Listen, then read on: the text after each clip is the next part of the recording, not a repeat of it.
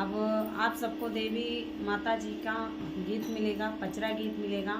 और हमारा अब स्टूडियो का गीत आने वाला है, और जब हमारा स्टूडियो का गीत आएगा, हमारा नया चैनल बनेगा, तो हम आप सभी के बीच बताएंगे। आप सब हमारे चैनल पर जाइएगा और हमारे उस गीत को, बहुत प्यारा सा गीत है।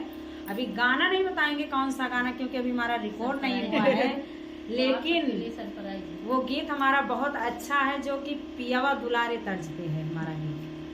और हमारा गाना तैयार हो रहा है, आप सभी के बीच बहुत जल्द आने वाला है, तो आप सब सपोर्ट में रहिएगा। और तब तक के लिए चलिए आप सबको बहुत प्यारा सा देवी पचरा गीत सुनाने जा रहे हैं। कैसा लगा कमेंट करके जरूर बताइए। चलिए।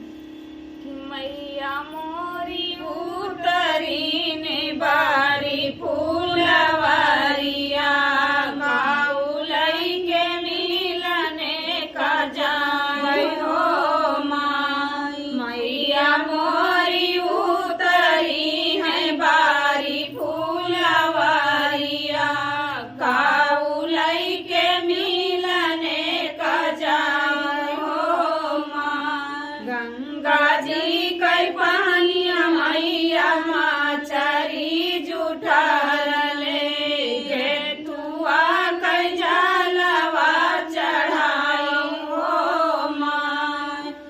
गंगा जी कई पानिया मैया माचरी जुठार ले गे, तुआ कई जलवा चढ़ाई हो माई। मैया मोरी उतरी है बारी फूलवारिया, गाउलई के मिलने का जाऊं हो माई।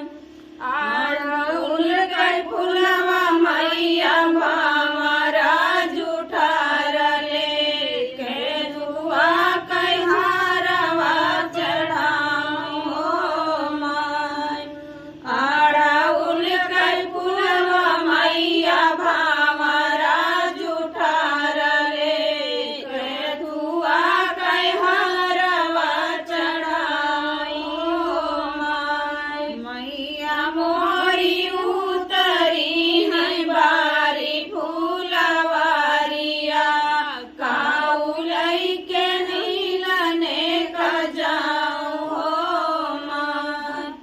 गेहुआ कई बलिया मैया सुगना जुठार ले के, धुआ कई रोटवा चढ़ाई हो माई। गेहुआ कई बलिया मैया सुगना जुठार ले के, धुआ कई रोटवा चढ़ाई हो माई। मैया मोरी उतरी है बारी फूलवारिया, गाउलई के मिलने का जाऊं हो माई।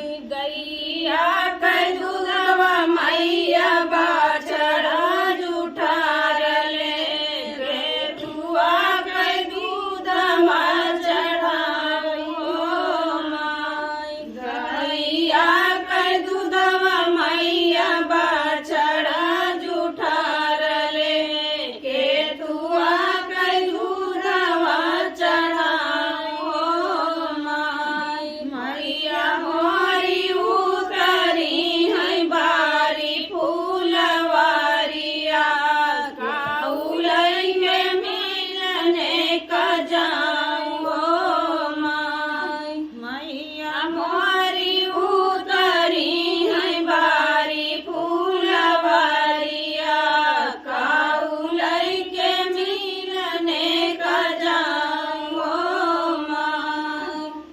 तो दोस्तों, आप सभी को एक प्यारा सा गीत कैसा लगा कमेंट करके जरूर